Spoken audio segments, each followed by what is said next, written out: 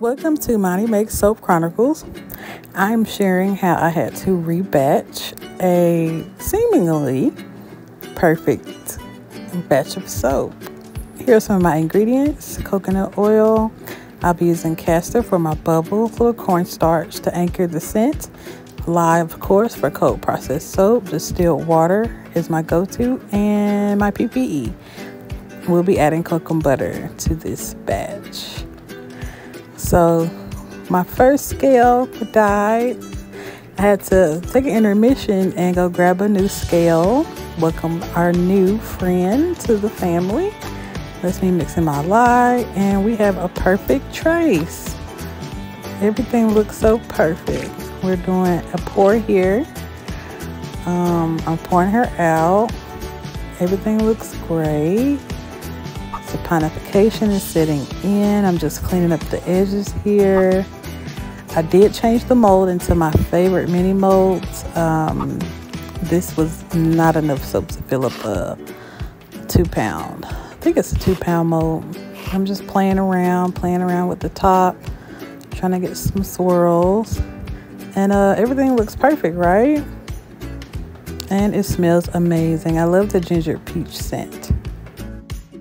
All right, so it's the next day. I'm so excited to unmold her, and she is ready. But I'm noticing some issues, and I'm smelling some things too. Now, from my observation prior to me unmolding her, I believe she is lye heavy. Now, the cracking, that's okay. That's due to the saponification process and the batch heating up. So I'm used to that. However, she looks a little funny. I'm gonna do a quick close-up. I'm excited to cut her, but I think we might have some problems. All right, so I've got my cutter, my soap cutter, and we're gonna open her up and see what's going on. Now, these mini molds are my favorite. They don't need a lot of product and oils. I get about 5 bars, personal size bars out of this mold. I love them so much. I got them off Amazon. I will link them below for people looking for smaller molds. It's something wrong here. So this batch happens to be lye heavy.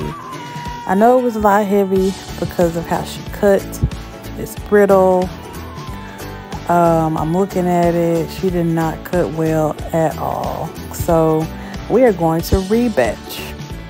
To start the rebatch process, you're going to want to chop up the soap as much as you can, just to make the cooking process easier of this batch.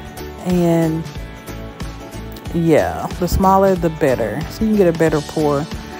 Now, this is me. I got her in the stock pot, and we are in gel phase now. She is now safe soap. I added some dried orange slices. During the rebatch process, I added water, more oils, and I changed the fragrance. Okay, so it's been 1 week. I had some things come up, but we're finally going to unmold our safe soap. I'm struggling once again trying to unmold it.